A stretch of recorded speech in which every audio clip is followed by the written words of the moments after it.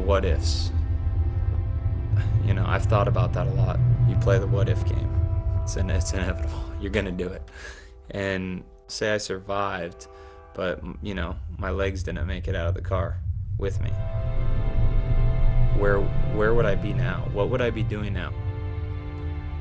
I mean, just a matter of millimeters could have ended my hopes and dreams as an athlete very easily.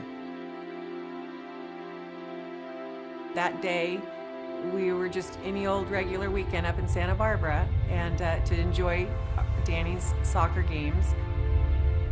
So we started back, and I guess we're probably about 45 minutes in the trip, and you know, the 101 freeway up there is not well lit.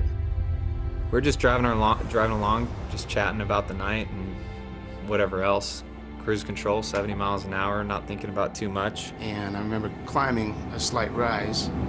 Next thing I know, the car that was in front of me swerved off the road. I was in the passenger seat, so I think I was the first one to see the oncoming car. And I remember saying to Dan, I just said, "Oh, Dan."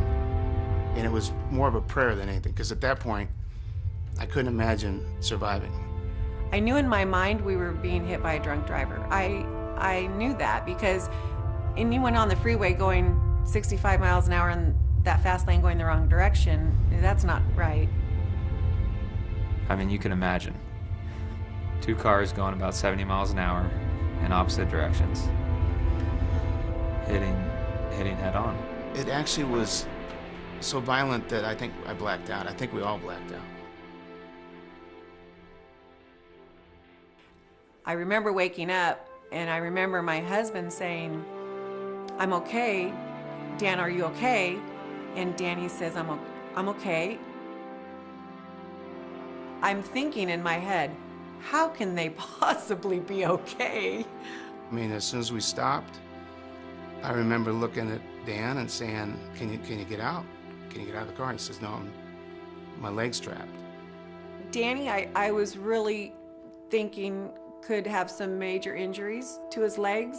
I had the dashboard just covering me. It was, the steering wheel was in my lap, and the car was just smashed up against me, but there was definitely that cage that my body was supposed to be in and be protected in, and it worked. I knew I was okay, and I was worried about everyone else, as you do in your family. And my mom was in and out of consciousness, and that was scary. Danny said, "Mom, reach for my hand." And this is when I'll get emotional, because he said, "Hold my hand." And he put his hand back, and all I could do was sit there and hold his hand. But that's the kind of boy he is.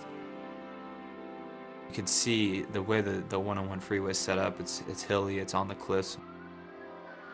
And you could see the fire engines and the ambulance coming. You could see them coming, but it was just like, it couldn't come fast enough. It really couldn't. The next decision for me was to stay with Dan, because they said they're going to take 45 minutes to an hour to cut, with a Jaws of Life, cut him out of the car. My little brother, who doesn't seem very little, but to me he always is, I had to sit in the car and while he was trapped, as the firemen asked my dad to stay with him or go with my mom. And how brave he must have had to been to say, "Dad, go with Mom."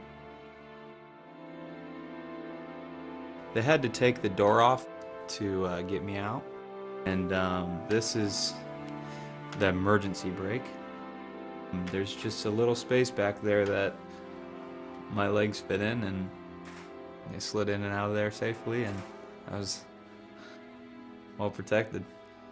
When he showed up,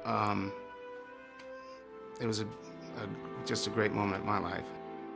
We all checked out fine. I can't even explain how lucky and fortunate we were to, to be in that car and to be that safe. We couldn't believe it. Danny played his soccer game the next day, which was amazing. I spent one night in the hospital just so they could check everything out. I checked out okay, and actually was released the next day to go watch him play soccer. We were in the wrong place at the wrong time, but we were in the right car. We were in the right car.